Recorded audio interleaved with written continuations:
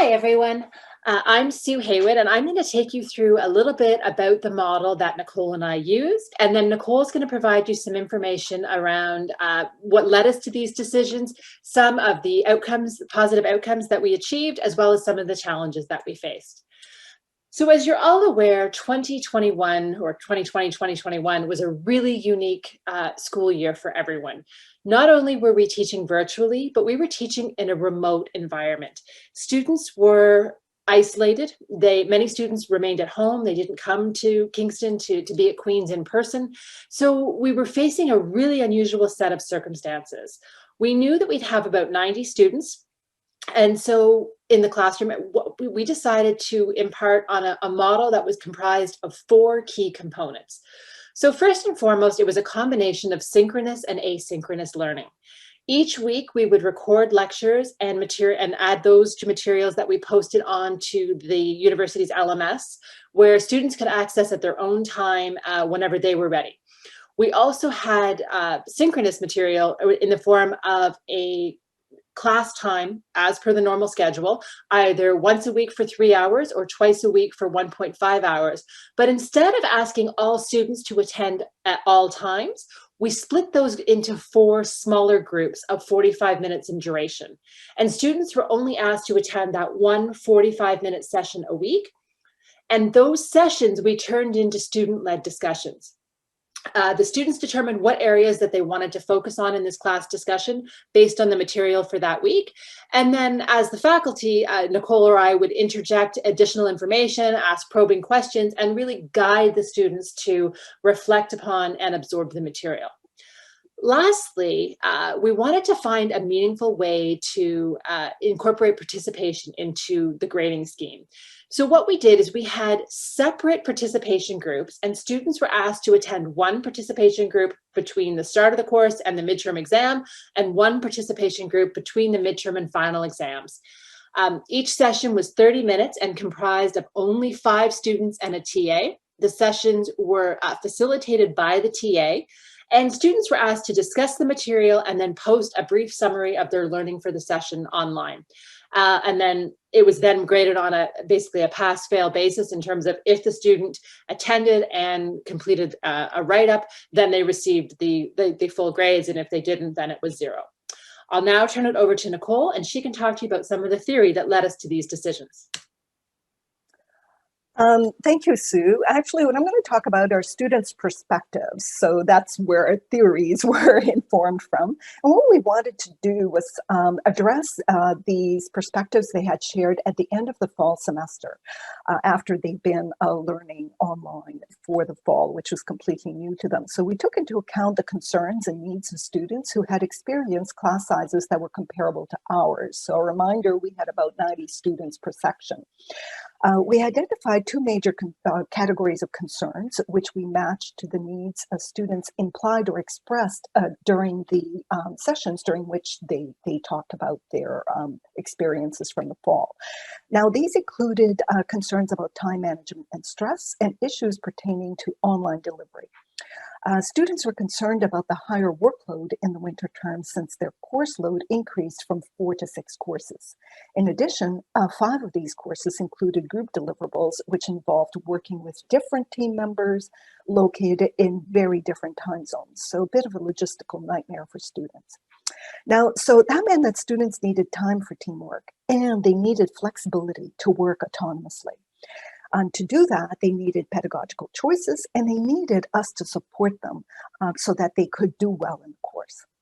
So regarding online delivery, students expressed Zoom fatigue from attending live lectures and mentioned that the large class sizes meant that they were passively attending classes and that they felt socially isolated.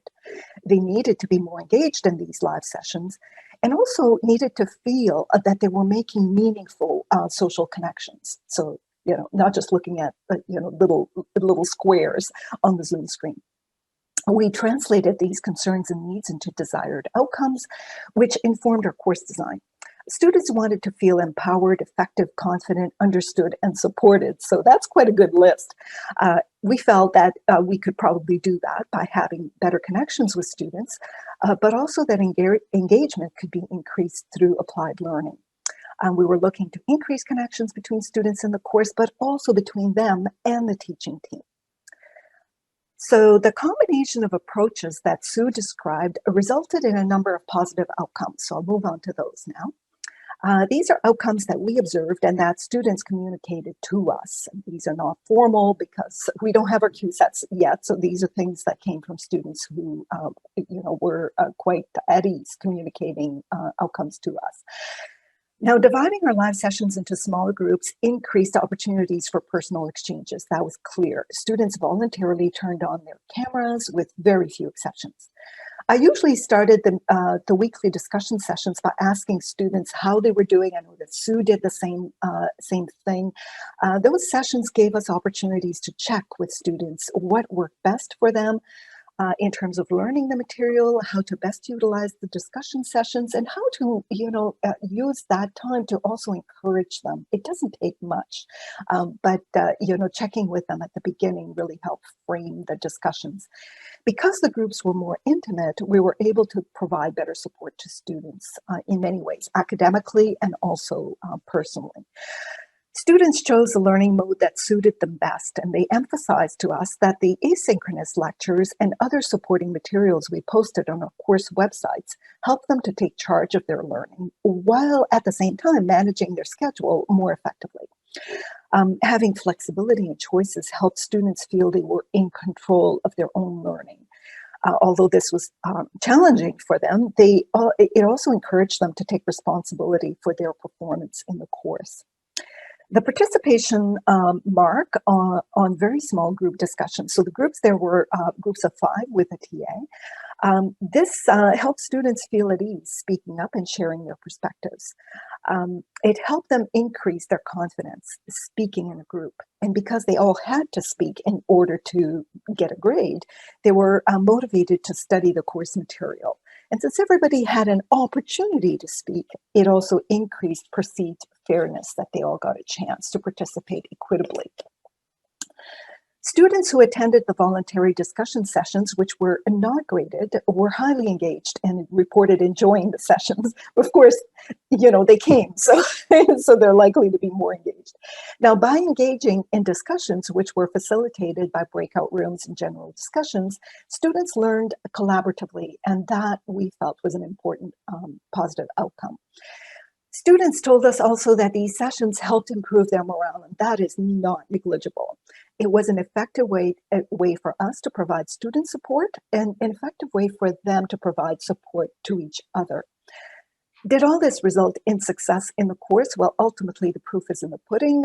Students demonstrated very good ability to apply the concepts learned in the course, and our grades showed that students succeeded very well. Our course design also comported some challenges. So we'll go on to challenges. We had to repeat instructions, and it was important to make them available in various formats in order to reduce that level of repetition. We still had to repeat quite a lot. The logistics of setting up and managing participation sessions was a lot of work, and our colleague Matthew can provide details on that, but he was invaluable in managing the logistics there.